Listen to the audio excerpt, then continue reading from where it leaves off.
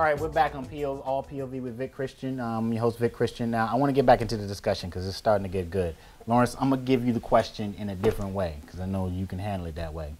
Same-sex marriages, are we still a family if the father's name is Peaches?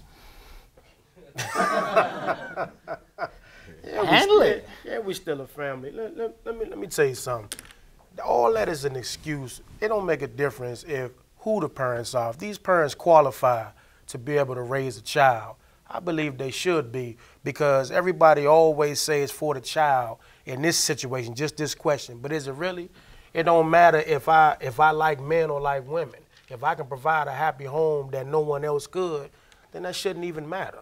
You know, I just think we make too many excuses as people, not just black people, people as a whole. You know what I'm saying? We make excuses just to be irresponsible, just to say. And let me tell you something about everybody on this panel. I've been listening to everybody's story, especially these two young men right here.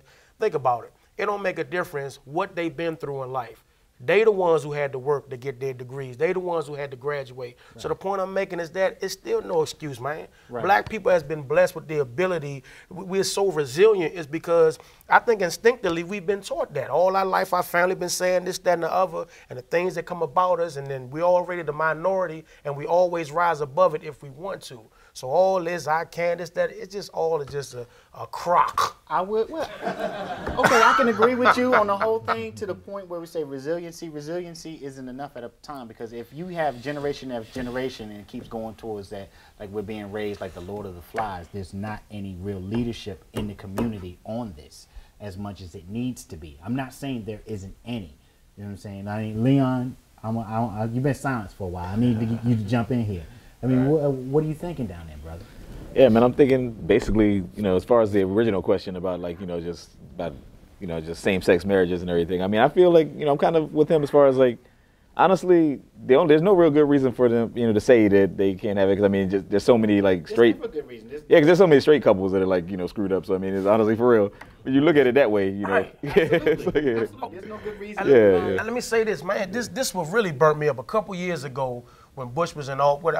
Anyway, they have an Easter egg hunt every year at the White House. Y'all know about this? They denied the same-sex marriages, couples to... right, but they fought for that. They denied them at first, and then when they let them in, this is what they did. All the same-sex parents had to wear pink labels to say who they are and everybody else. What difference do it make? So now Nazi. So you alienating everybody. So now what if you get ignorant people and the child, so the child walking, you know what I'm saying, those your two fathers. Yeah. Well, I'm going to get my eggs over here. What difference do it make?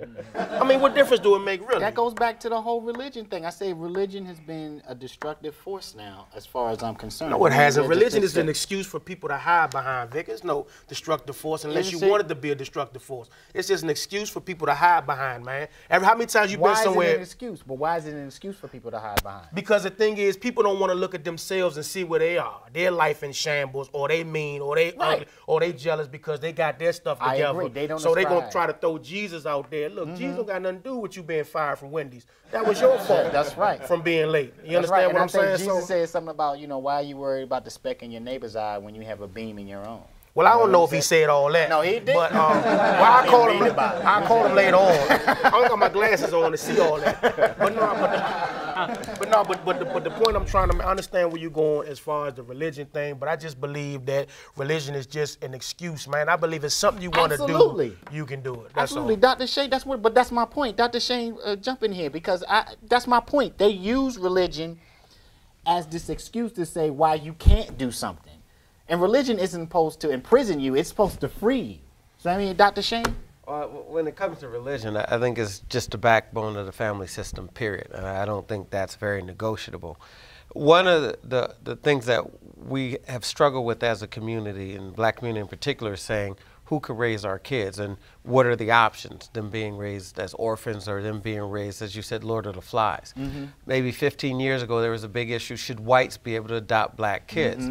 And I answer that by the opposite. If I were in an orphanage, I wouldn't care. I want to get out, and I want somebody that's going to love and support me. Now, same-sex marriage is an issue that is just a controversial issue. You have people for, you have people against. It's not my position to say what's right or what's wrong here, so I won't take that. But I will say that if we don't have kids and we don't raise them in these loving environments, what are we going to get? We're going to get people that grew up in Lord of the Flies, and we're going to have a lot of problems in our community. As we have right now. I mean, Dr. Otis, you... Well, let's see, I have, I'm not opposed to same-sex couples adopting black children, or even white parents adopting black children. I think that we have taken one step forward without looking at what are some things that we truly need to do. And I think that we need to have more marriages. I think that within... Well, okay, I'm sorry to interrupt you. I'm sorry to interrupt you, but I mean, I hear both you and Dr. Shane. And I'm getting ready to say this. I hear that. I don't think that marriage or a religious status, and please don't get me wrong, I'm not anti-God or anything like that. Anyway, but here's my thing. I'm saying that there are other things that I think that are co-opting the attention. And one of the things I think is that is our pursuit in our community for the dollar bill. Whether people are doing it through, they want to continue with their education. And so because they want to continue with their education because they want to get a better job and they want to do this, they don't really feel they have the time to devote to really doing anything, even if they have the child already. But I think that goes back to the point that I was trying to make earlier, as far as African families or African American families being more like European families, because that was not a phenomenon until after the 60s, and you had the integration period. But shouldn't we go? We were always told, get your education. We were always told, get as much education as you can, succeed as much as you can. That's what our parents But as taught African us. people, the priority was to find yourself a husband or find yourself a wife. And now we have gotten away from that, and now that's why I have so many friends or so many students in their 30s and 40s, quote, they're successful, and my rebuttal to that is that, are you married? So, but how does marriage make you from successful? From an African perspective, your degrees, your money, all those things do not define your success.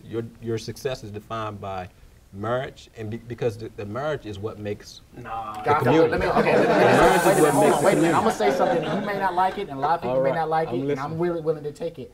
I don't see Africa as very successful, and maybe that's because I'm raised here, and you saying I'm too Europeanized right now. I look at a lot of poverty over there. I see in Africa a lot of poverty. I see in Africa a lot of people fighting each other for resources. I see a lot of the elites over there taking the grand amount of resources, not sharing it, and using all the kids and everything as child soldiers or whatever. So when I think, African style hasn't done anything. African style got us sold into slavery.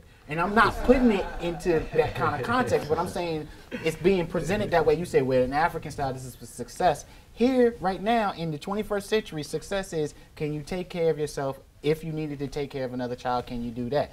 That is why you have a lot of women who go out there, they get that education, and women are starting to make more than men right now. So let me just say, I hear what you're saying, and I agree that a lot of distorted perceptions of Africa appear in the media.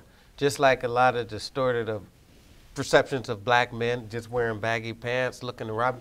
I don't see no one on this panel like that. I've met Africans that weren't child soldiers. I've met them in graduate school. I've met them in a lot of professions. So I don't know that that's a balanced view. And I don't know that's the whole story. I'm not saying you're saying that it is. I'm just saying I think Africa is presented in a very distorted way. But getting back to your question about marriage, let's look at the numbers I was talking about earlier. Okay, our numbers have fallen to 33%. The Asian community, 80% of their families, kids are born into two-parent households. The Latin community, you're looking at 70%. The white community, 75%. That's a big discrepancy. So we're not having the successes. I fundamentally believe the breakdown of our family and our marriage system is a huge part of that. What do you think is because women have now the options that they have to not, whether it was forced upon them and they had to learn how to survive without men, and so now they're getting more education, or do you think it's just because? No, man, I think it's by choice. It's by choice. Because a lot of times, because me and my lady, we've been together for 10 years. and we not married. And my thing is, like what you said earlier, I'm not a traditionalist. I don't feel to me, it's what you put into the marriage. You know, just how I feel. It don't make it right. You know what I'm saying? The ring is just a symbol. I mean, if you, this your lifelong, look at Oprah and Stedman. Everybody asks them, when y'all gonna get married? Look how long they've been together. Things can work. You know what I'm saying? It's all about the communication, and this is what I was going to say earlier, and trust. That's why I said love is overrated. If you got trust with that person, it can work. That's just my opinion on the situation. Lawrence Owens and love and trust. That's all you need. All right, we'll be right back with more All POV in 1 second.